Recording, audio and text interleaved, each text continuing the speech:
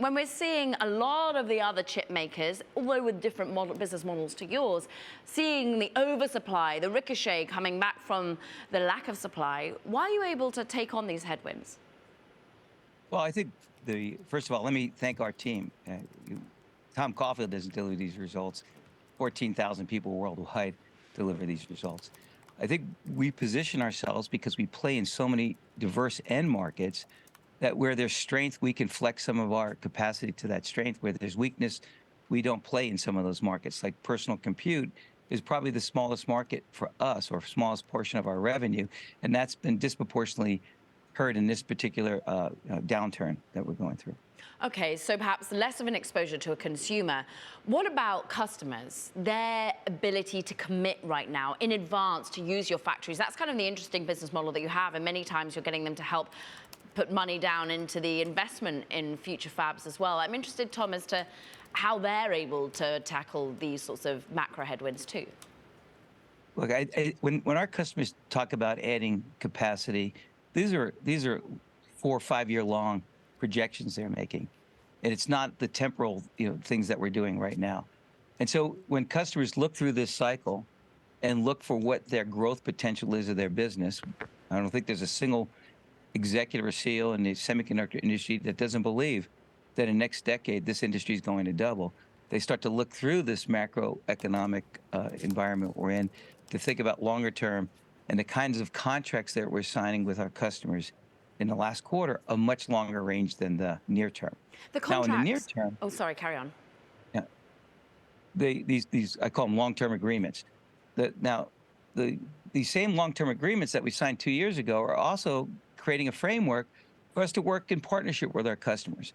It's single source business. How do we both make the best of the situation? How do we work together to get through this downturn, at the same time honoring the economics of these contracts?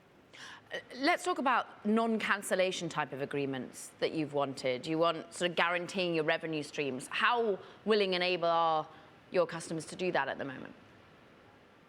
It's not a question of willing or not willing. We sit and work with them, and there's a lot of different levers we can use to find a common ground.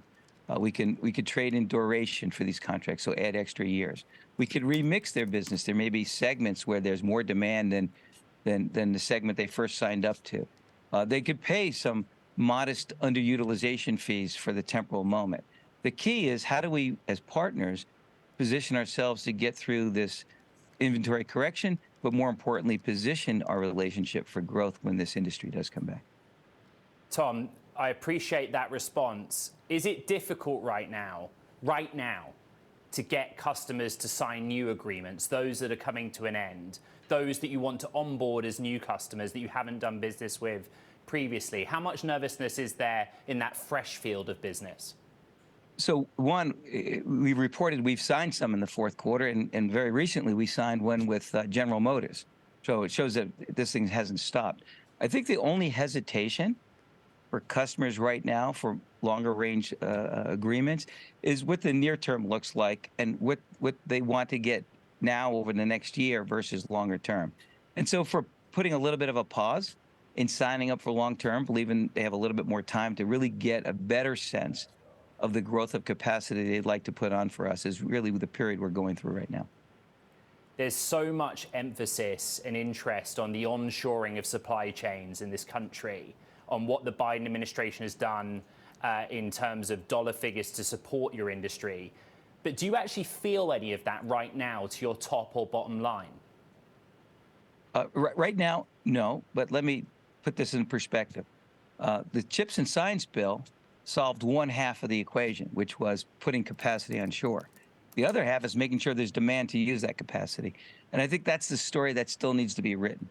Now, having said that, there is an appetite and a will and a desire to bring more of semiconductor manufacturing to GF's global footprint, including the US.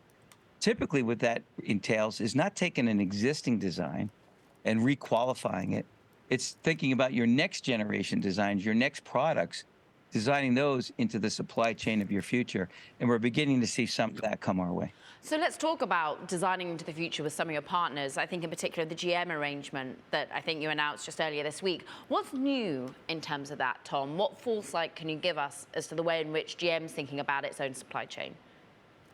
Look, at the highest level, it's giving GM the capacity they need on the technology platform that's durable for them, where they want it at the best economics.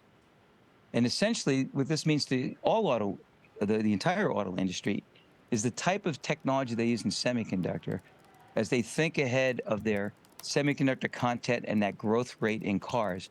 They don't see enough capacity on the platforms of technology and semiconductor that they're going to need.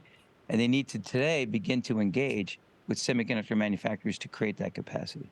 By working directly with the manufacturers like GF, they get to secure that supply again on the technology platforms they want and get at the best economics because they'll share in that investment to create that capacity. And then that investment doesn't get marked up through the rest of the supply chain when it comes back to them in a finished component or electronic piece of equipment. Tom, respectfully, GlobalFoundries is a much smaller operation than, say, TSMC or Samsung. That's just the reality, right? But what are your advantages? What is it that you can offer the chip makers and those direct customers like a GM that those giants cannot? Well, I think there's a couple of things. First, we start with our geographic footprint. We're in Singapore, US, and Germany. And in many cases, we can qualify a single product continents away to give that supply chain flexibility. The second thing is some of those competitors you mentioned, the vast majority of their R&D and capacity investments is on what I call single-digit nanometer, where it's really for high-speed digital compute-intensive applications. We service a different part of the market, what we call feature-rich semiconductors, where we add, embedded memory features for security in credit cards and secure transactions. We add high voltage for display drivers. And so where we play, we play in adding features to existing platforms that create differentiation that our customers need for their products. Tom, have Tesla or any of the tech giants working on their own chip designs engaged with you about future opportunities? I don't speak about customer engagements on a one-to-one unless we've done something together in the press. But given how important semiconductors are to the world economy and how semiconductor manufacturing in itself is so important, you can imagine that we speak to a lot of direct end users about our capacity expansion plans.